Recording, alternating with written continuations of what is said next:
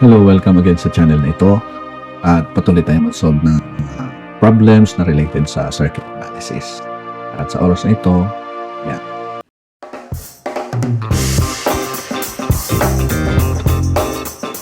Solve natin yan. So, pinapahanap yung Z. So, normally, yung Z na letter ay yan yung impedance natin sa ating circuit.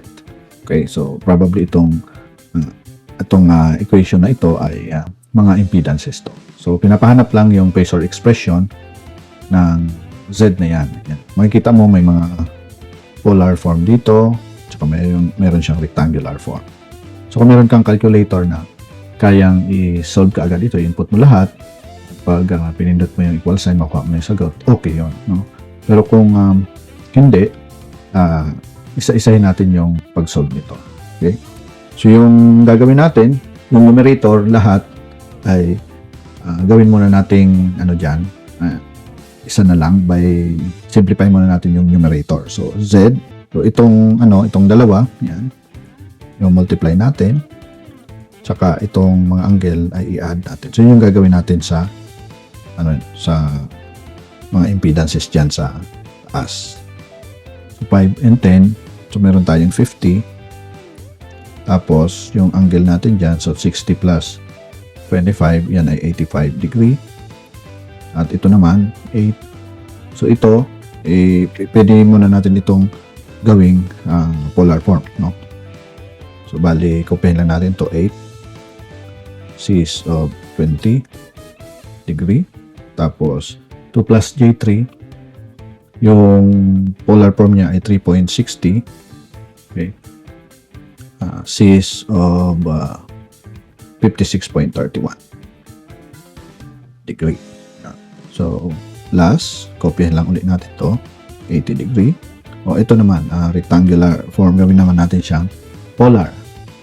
So, yung value niya in polar form ay 5.38 cis of negative 68.20 degree. Yan yung numerator.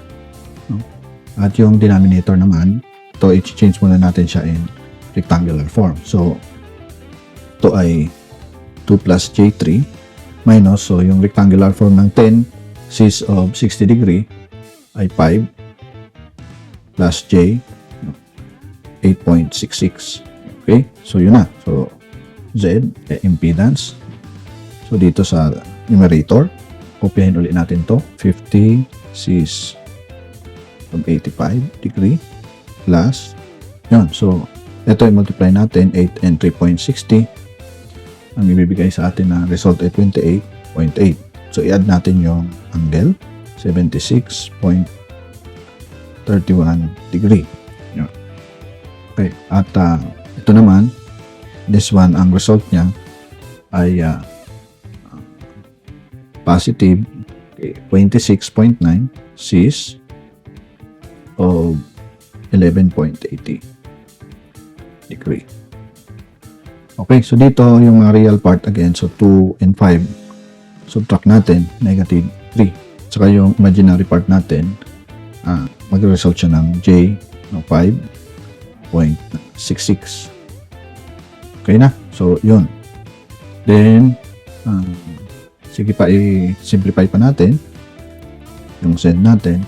So, yung gagawin naman natin ay ito, naka-polar siya, di ba? Polar. Gagawin natin siyang rectangular. So, yung 5 cis of 85 degree, ang rectangular form niya ay 4.36 plus J, 49.81.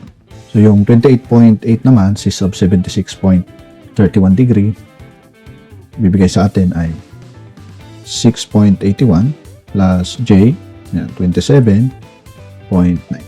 At yung 26.9 cis of 11.80 degree, ang ibibigay sa atin ay 26.33 plus J, 5.50. Itong naman ay gawin natin na siyang in polar form. So, ang polar form niya ay 6.40 cis of negative 117.92 degree. So, lahat ng lahat ng real parts i-add natin sa numerator. Yan, i-add natin yung mga yan. So, yung result niya, pag in-add mo siya, ay 37.5. At yung mga imaginary part naman, yan, yung may mga J, i-add naman natin siya. Ang result niya is plus J 83.29. Kopyahin lang natin siya. So, yung denominator, so 6.40 cis of negative 117.92 degree. So, equals. So, mangyayari, gagawin natin itong rectangular form nasa numerator na polar form. So, ang polar form niya ay 91.34 cis of 65.76 degree. So, kopyahin lang natin to, 6.40 cis of negative 117.92 degree. So, pag dinivide mo tong dalawa, yan, 91.34 divided by 6.40, so yung Z natin, 14.27. Okay. At saka yung angle, ito magiging, magiging positive pag tinaas mo dito, then you add, kasi multiplication na siya, bibigay sa atin ay 183.68 degree ohms. Yun. So, ito na yung, yung pinaka value ng, nito. Yan. Yung value nito. Yan. So, napakadali lang. So, maraming salamat again sa panonood mo sa video ito. Nawa, nakatulong ito sa pag-aaral mo ng circuit analysis. Thank you so much and God bless you.